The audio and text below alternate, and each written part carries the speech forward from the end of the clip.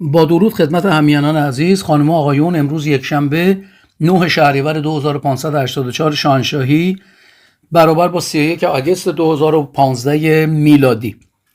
به دلیل درخواست‌های مکرر شما همینان عزیز یک پیام صوتی رو امروز تقدیم شما عزیزان میکنم. خیلی هم از توجه شما سپاسگزارم و از اینکه این پیام ها رو پخش میکنید، در کانالاتون قرار میدین. به هر حال از زحماتتون بی‌نهایت سپاسگزارم.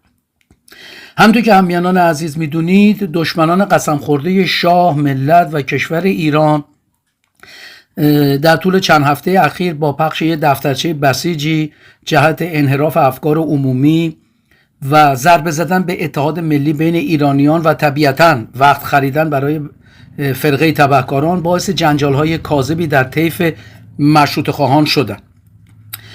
در طول این سالها هر بار که بخشی از مردم در داخل کشور به پا خواستند تا ایران رو نجات بدن، همین کشورهای غربی با کمک عوامل خودشون یه سری بازی‌های جدیدی رو راه اندازی کردن تا مردم رو در داخل کشور سرگرم بکنن و همچنین یه سرگرمی‌هایی هم برای مبارزین خارج از کشور راه بیاندازن تا همه سرگرم یه سری مباحث پوچی بشن. به صورت خلاصه مثلا من به چند نمونه از این سرگرمی ها اشاره میکنم، مثل تأسیس رادیو تلویزیون های ماهواره‌ای که هر کدومشون به نوبه خودشون ملت ایران رو سرگرم یه سری گفتگوهای بی ارزشی تحت عناوین مختلف، مثلا مباحث سیاسی، گفتگوهای سازنده اجتماعی، مسائل روانشناسی جامعه، مسائل اقتصادی، یه سری سرگرمی های نظیر بفهمید شام، راز بقا، آکادمی گوگوش، مسائل علمی و تخیلی، بحث‌های ورزشی، پخش مسابقات ورزشی و چه و گفتگو با کارشناسان مسائل سیاسی، اقتصادی، اجتماعی و معرفی یه مش مزدور اطلاعاتی، یه مش آدمای بی سواد زیر نام روانشناس که البته اکثرا هم زنان تو این بخش هستن که اون مدارکی که ما از دست اینها داریم و در یک فرصت‌های مناسب اینها پخش خواهد شد، یه سری عواملی که میخوان به دلیل مسائل مختلف میخوان قیمتاشون بالاتر بره، اینا میان میگن ما روانشناسیم، یه عده میگن ما تحلیلگریم، یه عده میگن ما اقتصاددانیم، مفسر سیاسی هستیم، زندانی سیاسی، کارشناس مسائل امنیتی و در کنارش هم خب پخش فیلم‌های قدیمی و شو و سرگرمی و تهیه برنامه‌های نوروزی و چهارشنبه سوری و چه و مصاحبه با یه سری خواننده ها و نمیدونم ورزشکارا و که اینها چهره‌ای هستن در بین مردم مشهورن و مسلماً پخش مستندهایی هم مثل رضا شاه، مثل آریامر، مثل بازی‌های آسیایی و چه و مصاحبه حتی با اعلیحضرت رضا شاه دوم، اعلیحضرت شهبانو فرح پهلوی که در نهایت هدف اینا فقط وقت کشی بوده تا اینجا.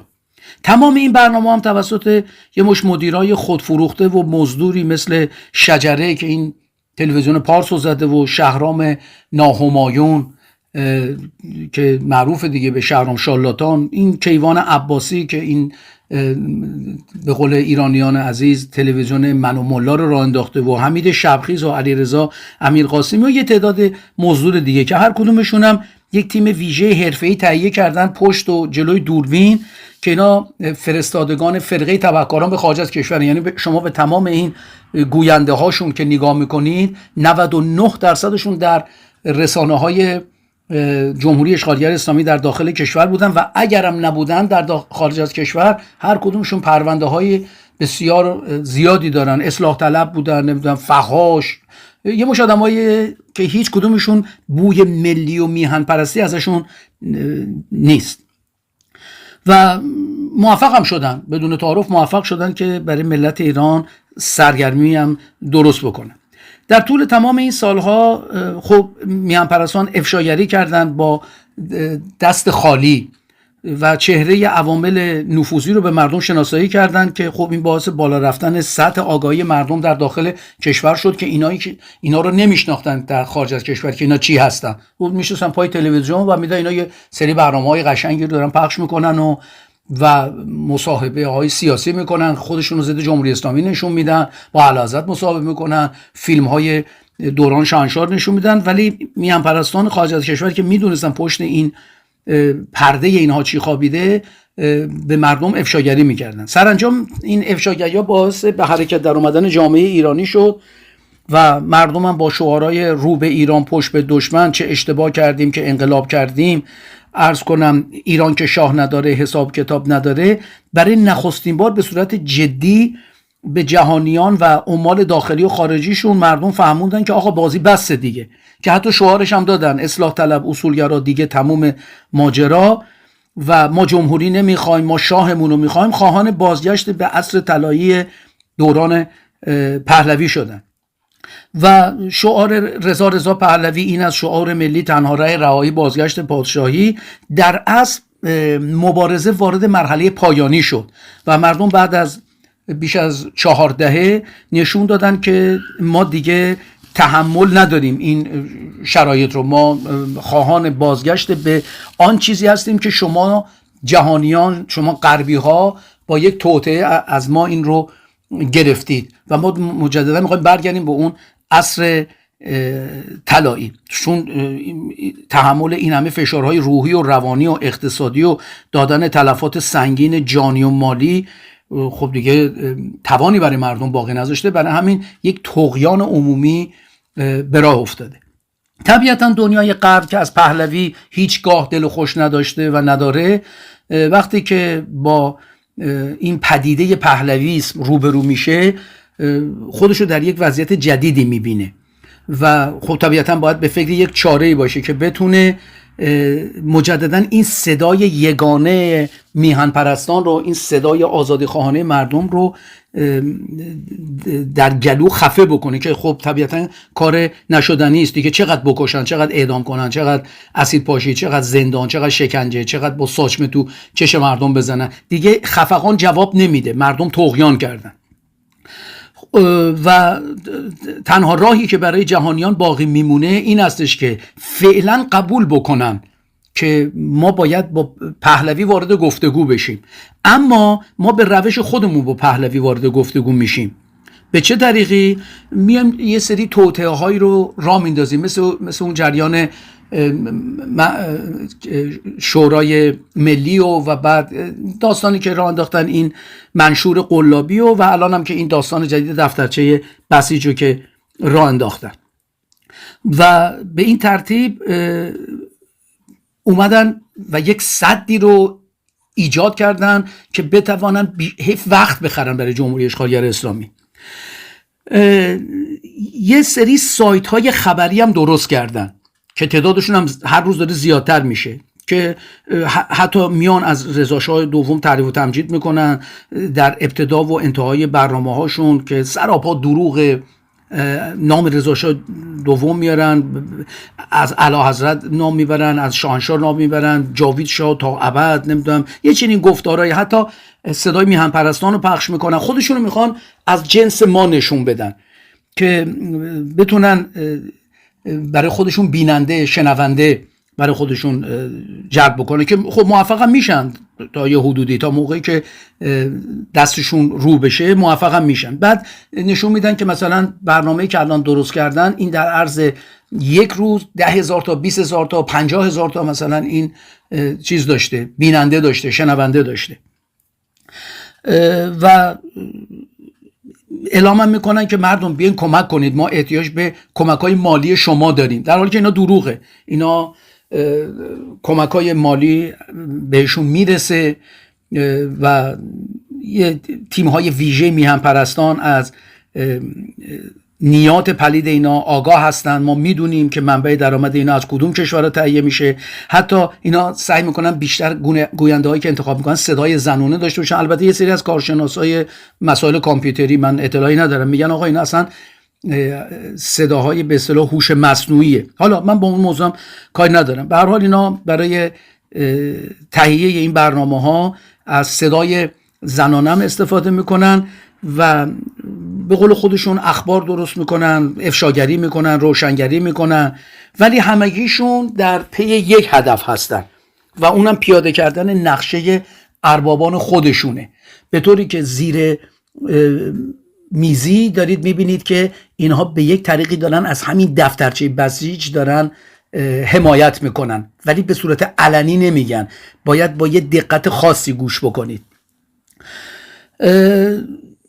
مرحله دیگه ای که اینها برای سرگرم کردن مردم ایران تهیه میکنن، همونطور که عرض کردم، مثل اون منشور قلابی و این دفترچه بسیجی که میخوام مدام پای اعلیحضرت به این بازی‌ها وارد بکنن که حالا چرا اعلیحضرت پاشون تو این بازی‌ها وارد میشه یا چرا اون اصرار بر این هستش که اعلیحضرت تو این بازی بده. این خودش بحث دیگری است که امیدوارم بتونم در یک زمانی هم این موضوع رو برای شما عزیزان عرض کنم.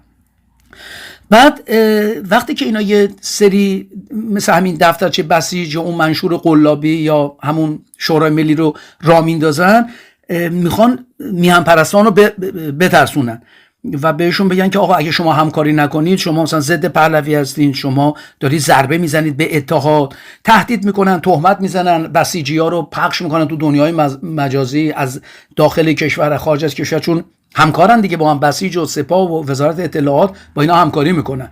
یه سری میان فحاشی میکنن، یه سری میان اتهام میزنن، هر کدومشون یه جای کارو میگیرن و یک مرتبه میبینی از چند جبهه به سمت میهن پرستان حمله میشه و یه سری آیدیایی رو شما میبینید که اینا تا دیروز اصلا نبودن و الان میاد میبینید 80,000 تا 100,000 تا 120,000 تا اینا مثلا فالو دارن، در حالی که همش فیک و دروغه.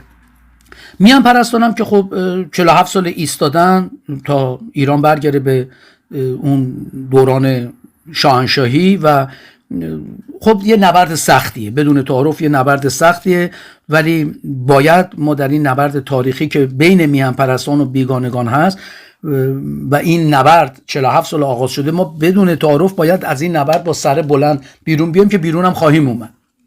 فراموش نکنید که در این شرایط حساس ما میهن پرستان باید محکمتر، قویتر، مصممتر، باهوشتر از همیشه پشت سر اعلیحضرت رضاشاه دوم پهلوی سوم بایستیم که ایستادیم و در برابر دشمنان داخلی و خارجی هم که هدفشون نابودی مشروطه پادشاهی ایستادگی کنیم. اینا میخوان به ما ثابت کنن که تعدادشون زیاده و هر روزم داره به طرفداران این دفترچه بسیج اضافه میشه. هوشیار باشید، فریب این بازی‌ها رو نخورید. تمام رسانه‌های فارسی زبان و تعدادی از افراد شناخته شده که در طول این سالها خودشون رو به زور به جامعه ایرانی از طریق همین رسانه‌های که خدمتتون عرض کردم، اینا به اسم دروغین مبارز، زندانی سیاسی، دبیرکل فلان سازمان، فلان حزب، تحلیلگر سیاسی و چه و چه و چه، اینا خودشون رو به زور به جامعه ایرانی تحمیل کردن و حالا اینا یکی پس از دیگری در فاصله های چند روز به چند روز با انتشار یه پیامی، حالا صوتی، تصویری یا مصاحبه با یکی از همین رسانه‌های خودفروخته، میان اعلام میکنن که بله ما به جمع طرفداران این دفترچه بسیج اضافه شدیم که به این وسیله میخوان در جامعه ایرانی این باور رو به وجود بیارن که همگی یکی پس از دیگری از طرفداران این دفترچه بسیج شدن. ما رفتیم اینا رو خوندیم، دیدیم نه خیلی عالیه، مثلا یه جاهاش اشکال داره، اینا تیم ویژه هستن، اینا تیم شاهزاده هستن، میشه همکاری کرد. گول این حرفا رو نخورید. شما وقتی که به اسامی طرفداران این پرونده ضد این پروژه ضد ایرانی نگاه میکنید، کافیه که به نامهای اینها توجه کنید، مثل سعید قاسمی نژاد، امیرحسین اعتمادی، علیرضا کیانی، وحید بهمن که اینا همگی عضو بسیج و دفتر تحکیم وحشت و اینا بودن، یا مثلا صادق ضیایی بیگدلی. خب اصلا کی بوده تا حالا، کی اسم شنیده بوده؟ یه مأمور حرفه‌ای اطلاعاتی. یا ایرج مصداقی، نفوذی مجاهد مخفی، که همه این اسامی که من میگم اینا تا دیروز هم که تمام این اسناد و مدارک من هم تو تلویزیون نشون دادم، هم تو کانال تلگرام خودم هست، تا دیروز هم میگه اینا بدترین فحاشی ها رو به خاندان پهلوی میکردن، بدترین حرفا رو به اعلیحضرت رضاشاه دوم پهلوی سوم میزدن و اینا هیچ کدومشون میهن پرست نیستن، همگیشون یا عضو سازمان تروریستی مجاهدینن، یا عضو چریکای فدایی خلق روسیان، یا توده‌ای ان، یا از خانواده توده‌ای هستن، یا همکاران جمهوری اشغالگر اسلامی هستن، یا عضو بسیجن، یا وزارت اطلاعاتن، یا اطلاعات سپاهن. به هر حال اینا هیچ کدومشون میهن پرست نیستن. الان اومدن این رنگ و لعابو به خودشون زدن، مثل بشیرتاش و اون زن بی سواد احمقش دریا صفایی که میگه من نمایندم تو مجلس بلژیک، دو تا تجزیه طلب، تمام اسناد و مدارک همه این آشغالا رو من گذاشتم در کانال تلگرام خودم. و عوامل دیگه مثلا فؤاد پاشایی که من همیشه گفتم این یک شاگرد پادوی بی سواد حقیر ارزان قیمت داریوش ناهمایونه، هیچ دیگه ای نیست. این هیچ دیکته دیگه ای نداره. یه ناشخصیت فوق العاده بی سواد که دیگه همه میدونن در لس آنجلس، که همه دیگه اینو کاملا میشناسنش و اینا خب حمایت هم میشن دیگه از طریق تلویزیونایی مثل همین من و ملا، که واقعا مردم چه اسم قشنگی بر این گذاشتن، من و ملا. بله شما عرض کنم به طرفداران این پروژه اطلاعاتی نگاه بکنید، به کسانی که اومدن پشت این جریان این پروژه ضد ایرانی وایسادن یه نگاهی بکنید، قشنگ متوجه میشید که همه اینها یه تیمن و هدف اول و آخر این کشورهای خارجی و عمال اونها از تهیه این دفترچه بسیج اساساً هدف اصلیشون چیه؟ حالا مثلا من به چند نمونهش اشاره میکنم. یکیش اینه که اینا پایان بدن به قانون اساسی مشروطه. خیلی ساده، سر قانون اساسی مشروطه یعنی پادشاهی مشروطه رو سرشو ببرن. لغو پادشاهی پهلویه، ادامه یه جمهوری با رنگ و لعاب مثلا پادشاهی شوراییه که شما مثلا ندونید ما بالاخره پادشاهی هستیم نیستیم، جمهوریه، چه خبره؟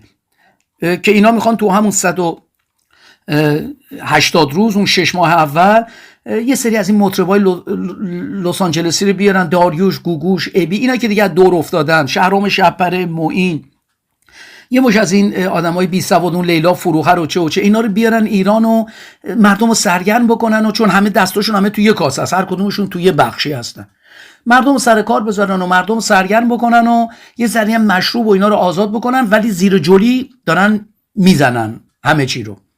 بعد خدمتتون عرض کنم که به خاطر اینکه جنبه قانونی هم به کار خودشون بدن، یه مجلس مؤسسان قلابی هم درست کنن و مردم به پای صندوقای رای بکشن. مردم هم که الان همه جوگیر شدن و خوشحالن از ورود اعلیحضرت به کشور و اینکه یه آزادی اومده، چشم بسته بیان رای بدن دیگه. حالا کی میره تو مجلس که به اسمشو میذارن مجلس ملی دیگه، مجلس مؤسسان یا حالا هرچی، کیا میرن اون تو تیم فؤاد پاشایی، تیم اون سازمان قلابی دزدیده شده ایران نوین و همین افراد، همین اراذل و اوباش هم مثل هفته آبان و چه اینا رو میچپونن توی مجلس مؤسسان و توی مجلس ملی و به خواست اصلی خودشون که اعلام کشور فدرالیسم ایرانه، به خواست اصلیشون میرسن. یعنی در اصل خواست کشورهای منطقه و جهان برای چی؟ برای تجزیه ایران شاهنشاهی. این کل داستان این دفترچه است که به این شکل میخوان به اهداف شوم خودشون در طول تمام این سالها که فرقه تبهکاران رو نگه داشتن تا به اعمال خودشون، به اهداف خودشون برسن، بتوانن ایران رو تجزیه بکنن. این هدف شوم عرض کنم بیگانگانه.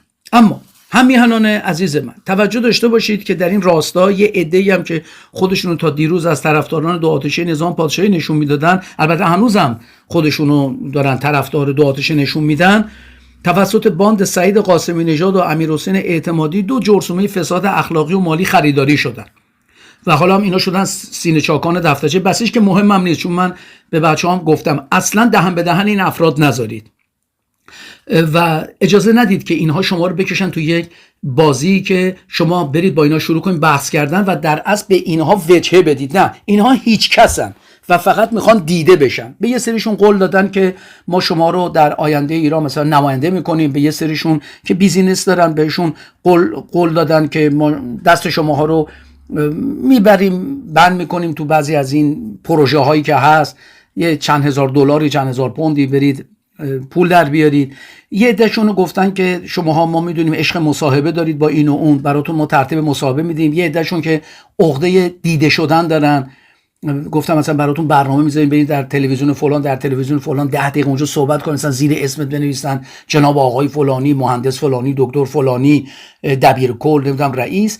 عقده دارن، عقده دیده شدن دارن و اینها خیلی راحت بهتون بگم اینا دیگه جزو ما نیستن و بازم به همه بچهای میان پرست توصیه میکنم با اینها وارد بحث نشین، بذارید برن تو کلاب هاوس، تو اینستاگرام، هر جا که دوست دارن برن فحاشی بکنن، تهمت بزنن.